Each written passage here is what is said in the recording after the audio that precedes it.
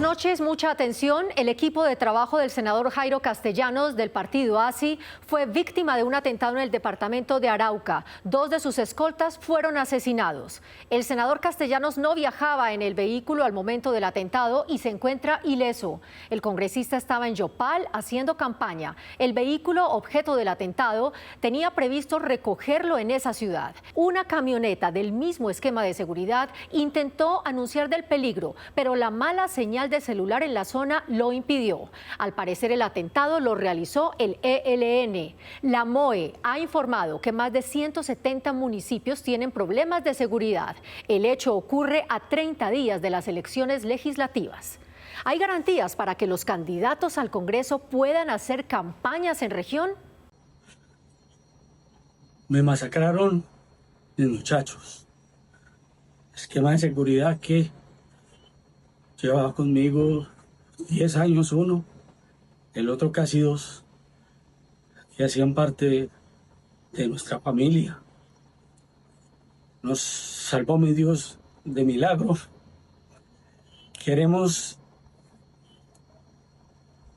enviar un mensaje de solidaridad a sus familias, a Noreiva, a José, a doña Irma, a sus hijos, a la esposa de Manrique. Un saludo, un abrazo de solidaridad. Ustedes saben lo que significaban para nosotros. También le pido al gobierno que nos dé garantías para hacer política limpia, para poder estar en los territorios, para no estar desde los apartamentos haciendo videos. Necesitamos hablar con las comunidades, conocer sus necesidades, recorrer los territorios, las regiones. Necesitamos garantías para poder hacer una campaña y una política limpia, transparente. Vamos ahora con nuestros titulares en NS Noticias. Cesan lluvias, pero se mantienen inundaciones y deslizamientos. Siguen reacciones y expectativas por reunión Petro-Trump. Dolor de cabeza por aranceles de Ecuador. Aumentan en 22.000 integrantes de grupos armados. Le ponen el ojo a reducción de 500 pesos en gasolina. Que ese valor favorable para la gente se cumpla y se le dé. 500 pesos son 500 pesos y ayudan. Nadie lo va a negar.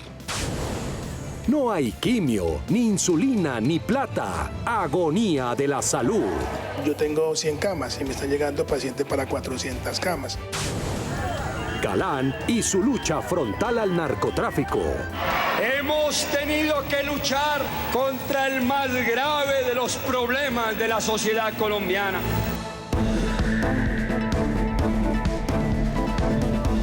NS Noticias, con Isaac Nesim y Marcela Baena. Alrededor de 22.000 integrantes conforman los grupos armados en el país. La cifra ha fortalecido su capacidad operativa y ha permitido robustecer su accionar delictivo. Las informaciones también explican que organizaciones como las disidencias de las FARC, el ELN y estructuras criminales como el Clan del Golfo suman alrededor de 22.000 integrantes, cifra que ha fortalecido su capacidad operativa y ha permitido robustecer su acción delictiva. Se extendieron los grupos armados, los guerrilleros, también el ELN, toda la insurgencia en este país ha crecido. Crecieron los cultivos de coca y en el Caquetá, en el Huila, en el Cauca, en Putumayo, en el Catatumbo. Frente a este escenario, los intentos del gobierno en el marco de la paz total han generado debate, especialmente por las dudas sobre la voluntad real de los grupos armados para reducir la violencia. Siempre recalcamos que las condiciones fallaron. Fueron muy condescendientes en las condiciones y reglas para avanzar en los procesos de paz a que ellos le apostaron, y esas son las consecuencias que hoy estamos viviendo. El Congreso reitera el llamado a fortalecer la presencia del Estado y priorizar acciones que garanticen seguridad y protección a las comunidades. Son los habitantes de esas comunidades los más afectados por la persistencia de una violencia que durante décadas ha marcado el rumbo de la historia en el país.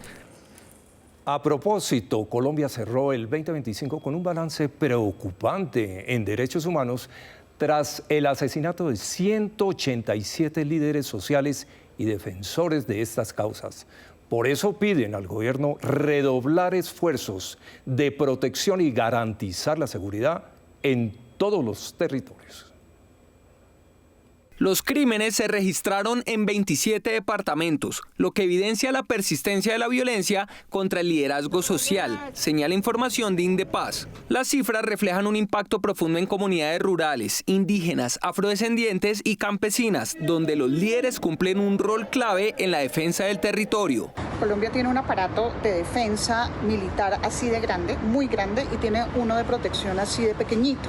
Entonces es muy difícil que con ese aparato de protección la respuesta a la alerta temprana llegue a funcionar. Te doy un ejemplo muy sencillo. En un municipio de categoría 6, ¿qué puede hacer un alcalde frente a una alerta temprana?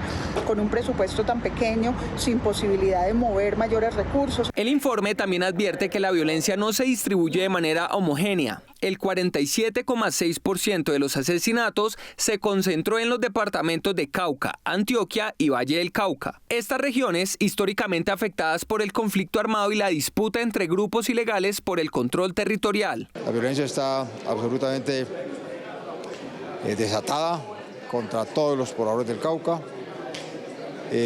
por lo que hay que, sin duda alguna, hacer que la fuerza pública sea más efectiva, cambie estrategias, sea más eficaz. Y claro, la inversión social, que es tan necesaria. Organizaciones sociales coinciden con el llamado desde el Senado a fortalecer las medidas de protección y prevención, así como a garantizar investigaciones efectivas que permitan frenar la impunidad y salvaguardar la labor de quienes defienden los derechos humanos en los territorios.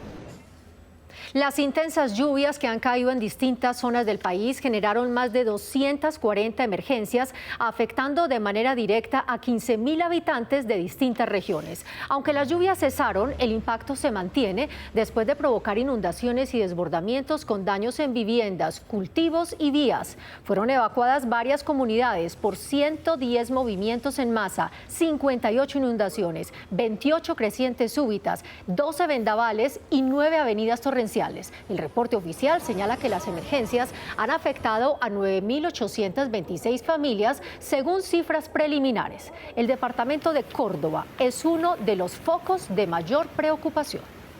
Es doloroso ver cómo el esfuerzo de toda una vida de mi gente en Montería, Canalete, Los Córdobas, Tierra Alta y muchas zonas más se desvanece bajo el agua en cuestión de horas. Entregar una caja de comida y 2 cobijas para 4 días mientras el agua se lleva a la casa completa, los cultivos y los animales no es gestión de riesgo.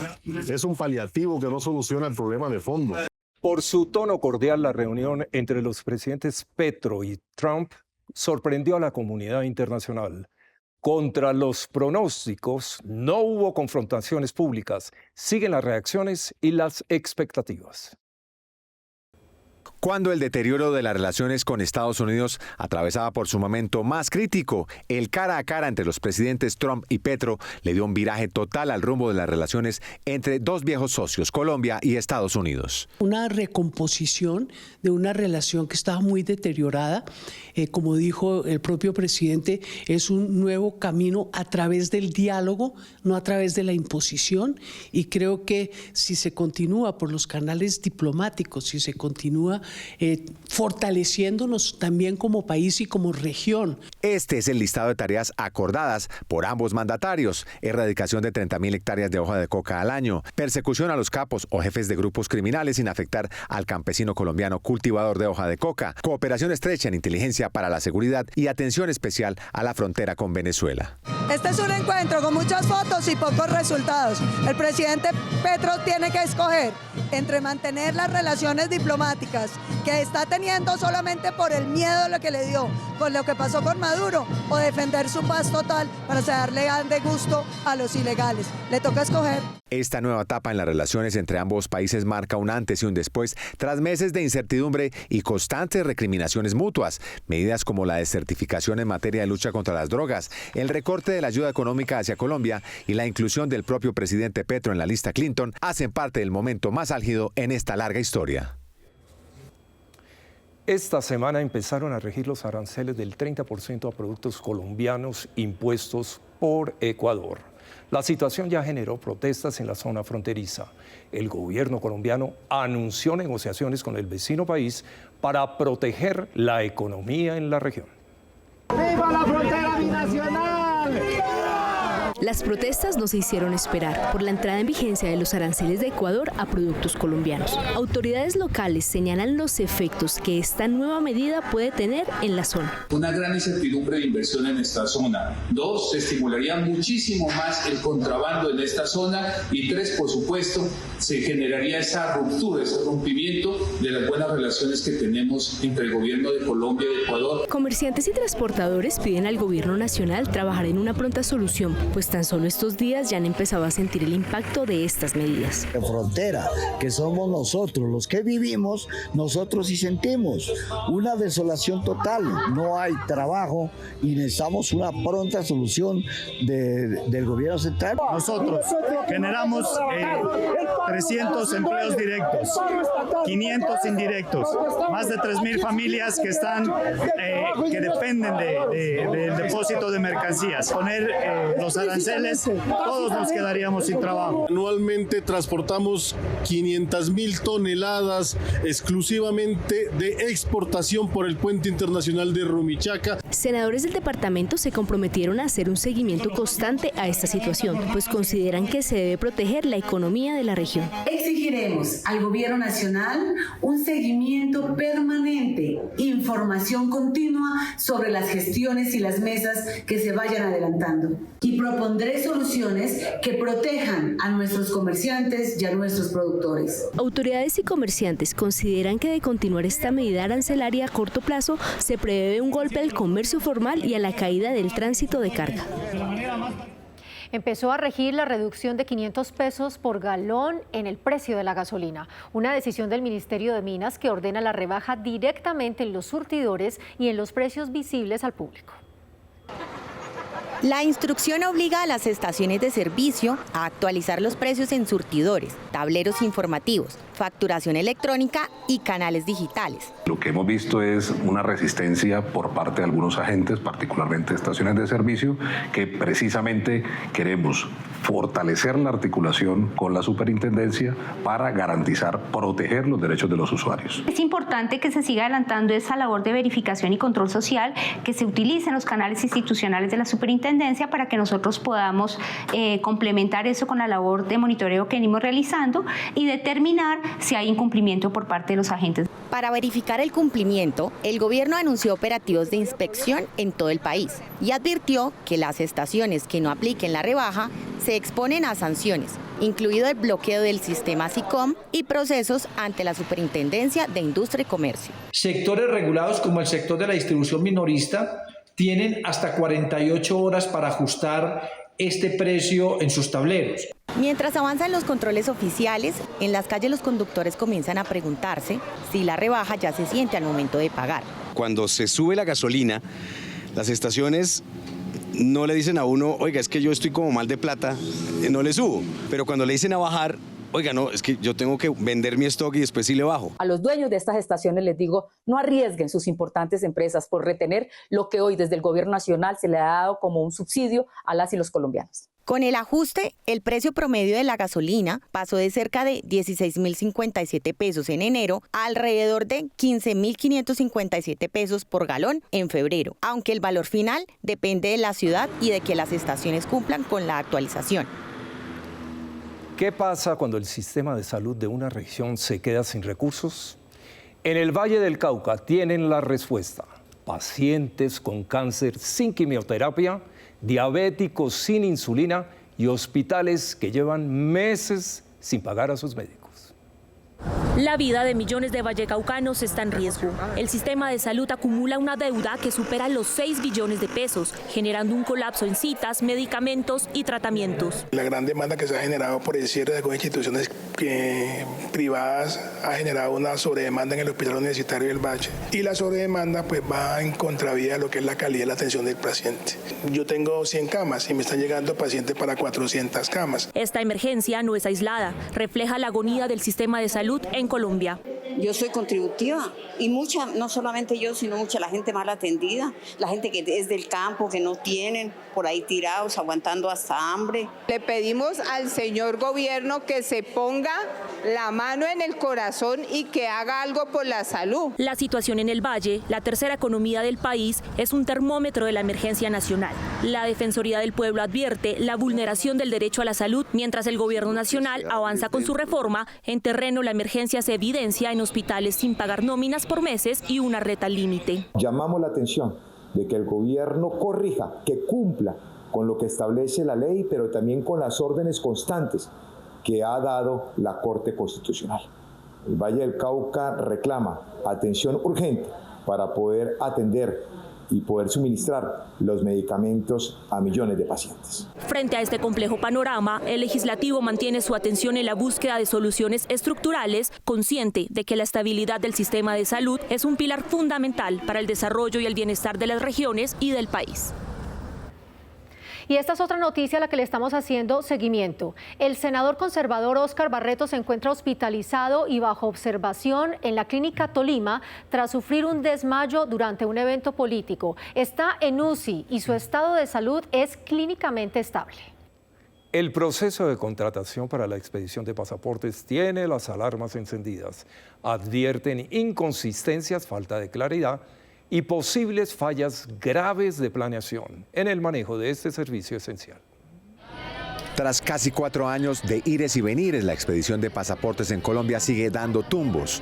Un servicio esencial para millones de ciudadanos permanece atrapado entre retrasos, cambios de rumbo y decisiones que hoy generan más preguntas que respuestas. La gran pregunta de la Cancillería es ¿quién hace los pasaportes? ¿Están improvisando? ¿Planean una nueva prórroga? No es claro que puedan hacer una nueva con el proveedor de antes.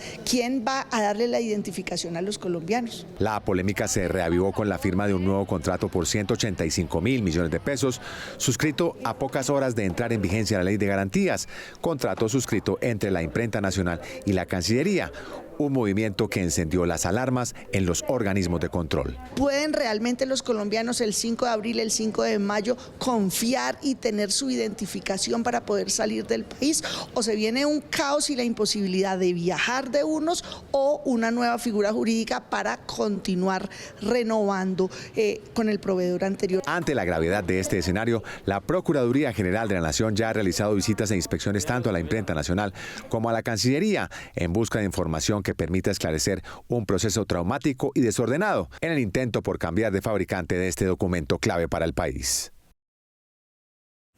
Con el retiro temporal del proyecto que pretendía aplicar sanciones al transporte, incluyendo las plataformas tecnológicas, se inicia un nuevo capítulo en la discusión sobre la regulación de estos servicios.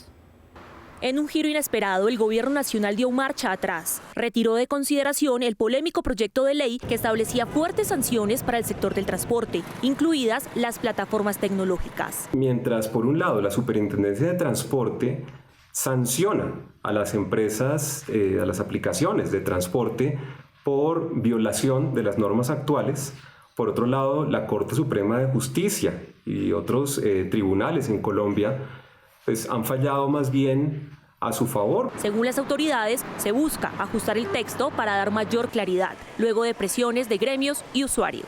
Yo salgo a las 4 de la mañana, regreso a mi casa a las 8 de la noche para un sustento para mi familia, para que pongan este tipo de cosas. La medida ha dividido las reacciones. Mientras las plataformas y miles de conductores ven un alivio temporal, los gremios del transporte tradicional temen que se dilate una regulación que ellos consideran urgente. Si no tiene un tarjetón, ese carro va para los patios,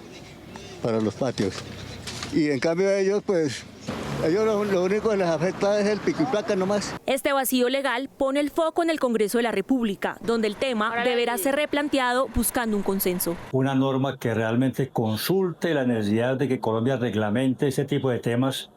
Somos tal vez uno de los únicos países del mundo que estamos al margen de estos avances tecnológicos en materia de transporte público y creo que en esa materia hay mucho que conversar. El Congreso de la República se consolida como el espacio para construir el futuro de la movilidad en Colombia, un debate que será prioridad en la agenda legislativa. Para mantenerte bien informado en tiempo real sobre las decisiones que te cobijan en la vida diaria, síguenos. Encuéntranos en todas las redes sociales.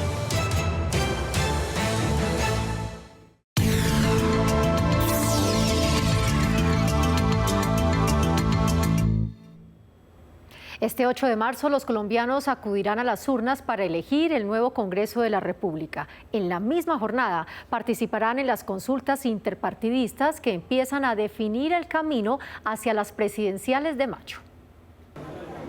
Las elecciones legislativas son clave. De allí salen los senadores y representantes que durante 4 años tomarán las decisiones que afectan la vida de los ciudadanos. El 8 de marzo, Cámara, Senado y las consultas. Espero cómo informarme correctamente para poder votar a conciencia y por la persona correcta. El Senado representa a todo el país y se encarga de debatir y aprobar las leyes, además de ejercer control político al gobierno. La Cámara de Representantes, por su parte, da voz a las regiones y comunidades y lleva las necesidades de los territorios al Congreso. Quiero invitar a todos los colombianos a que este 8 de marzo, muy temprano, vayan a las urnas, a sus puestos de votación y elijan el Congreso de la República. Es de vital importancia elegir bien, porque es allí donde se toman las decisiones que afectan a todos los colombianos. Por eso, elegir a quienes ocupan estas curules es clave. Ellos serán la voz de los ciudadanos ante el Estado y los encargados de vigilar las decisiones del Poder Ejecutivo. Durante la jornada del 8 de marzo, los ciudadanos podrán recibir hasta 3 tarjetones, uno para Senado, otro para Cámara de Representantes y uno adicional para las consultas interpartidistas. Las autoridades recomiendan llegar informado, verificar el puesto de votación y ejercer el derecho al voto de manera consciente, en una jornada que definirá el rumbo del Congreso para el periodo 2026-2030.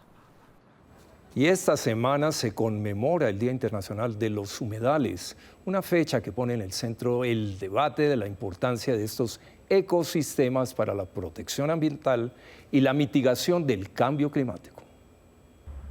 Esta semana se conmemora el Día Internacional de los Humedales, una fecha que pone en el centro del debate la importancia de estos ecosistemas para la protección ambiental y la mitigación del cambio climático. Una ley histórica que le debíamos al país para primero identificar estos ecosistemas estratégicos en todo el país y desarrollar toda una normatividad alrededor de su protección, de su conservación y de su restauración. El país cuenta con más de 25 millones de hectáreas de humedales, según cifras del Ministerio del Medio Ambiente. Estas representan aproximadamente el 26% del territorio nacional. Somos el 4º país de Latinoamérica que protege legalmente los humedales, de manera que esta ley, que es construida desde territorio, nos hace muy felices en Risaralda por haber podido aportar nuestro grano de arena. Aquí no vamos a tomar petróleo, aquí no vamos a comer oro, aquí necesitamos producción agrícola, necesitamos cuidar los acuíferos, necesitamos cuidar los humedales. Estos cuerpos de agua son fundamentales para la conservación de la biodiversidad, el almacenamiento de carbono y la protección frente a fenómenos extremos como inundaciones y sequías.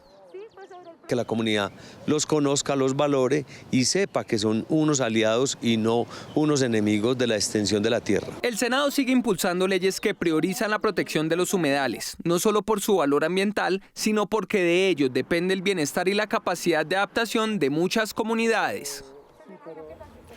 Chiquinquirá, la capital religiosa de Colombia, será homenajeada en sus 216 años con inversión en infraestructura y fomento del turismo. Esas son las apuestas de un proyecto que busca exaltar sus aportes a la cultura. De Chiquinquirá yo vengo de pagar una promesa. Chiquinquirá es por excelencia ciudad mariana, tierra de artistas, escritores, pintores y poetas, a donde acude tanto foráneo. Así, los habitantes de Chiquinquirá veneran a su Virgen y sus creencias religiosas. Por su aporte religioso, histórico y cultural, un proyecto busca brindarle un homenaje a este municipio a través de recursos para financiar obras de alcantarillado y la construcción y el mejoramiento de vías que hagan más fácil su acceso. Una de las dificultades grandes de nuestro municipio es el tema del agua, y al ser una ciudad totalmente turística, pues obviamente eso genera algunas dificultades. Con esta propuesta se busca que el próximo 1 de septiembre se realice una ceremonia para conmemorar los 216 años de este municipio y brindarle un homenaje por ser la capital religiosa de Colombia. Son 3 obras que se están pidiendo en ese proyecto y lo que hace la ley es autorizar al gobierno, autorizarlo para que en el presupuesto se apropien recursos para ello. Preservar el patrimonio histórico y cultural de este municipio y fomentar el turismo son otras de las apuestas de este proyecto de ley, lo que para sus habitantes es necesario. Requiere, digamos, una modernización también en la infraestructura turística, el tema de la conservación del patrimonio. El arreglo de las iglesias, porque aquí hay mucha iglesia. Sería más bueno que se generen como nuevas estrategias, como algo diferente. Los milagros recibidos por la Virgen de Chiquinquirá siguen siendo motivo de visita de cientos de turistas de todo el mundo, que diariamente llegan a la Basílica y al Pozo de la Virgen en busca de una respuesta a sus necesidades espirituales. Son mis amores.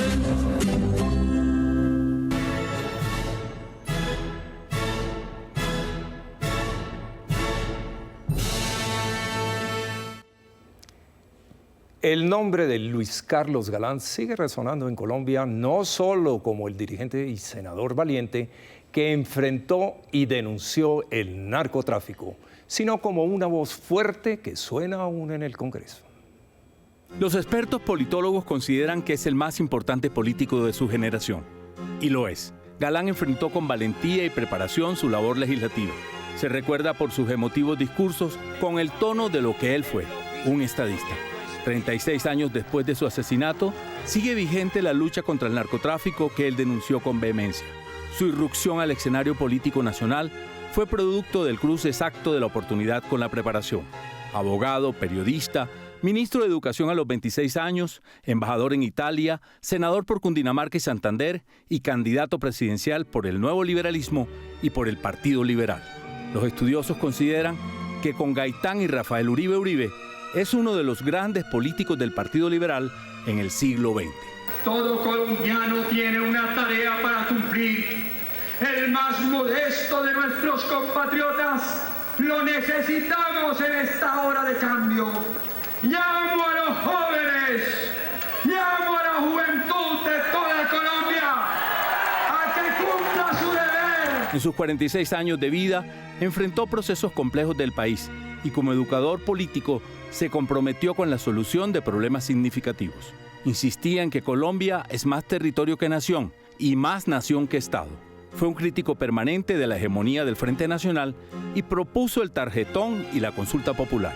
Galán se distinguió por su constante e inteligente consagración al trabajo con inquebrantable vocación democrática. En 2016, su asesinato fue declarado crimen de lesa humanidad. Su memoria sigue viva en la lucha por la transparencia y la dignidad política. Su legado continúa, siendo un referente ético y político para las nuevas generaciones. La vida en el fondo es muy corta para dilapidarla, pero la vida es apasionante para gastarla en el servicio de nuestra patria, con criterio constructivo. Y hoy tuvimos en nuestra emisión imágenes de fondo de Chiquinquirá, la capital religiosa de Colombia. El Senado le rinde así homenaje a las regiones del país. Bueno, y no olviden seguirnos en nuestras redes sociales como @NoticieroSenado y en YouTube como @NSNoticias. Sí, señora, 2 redes importantes para estar informados. Claro que sí. Y a ustedes los esperamos, como siempre, en la próxima emisión. Hasta entonces.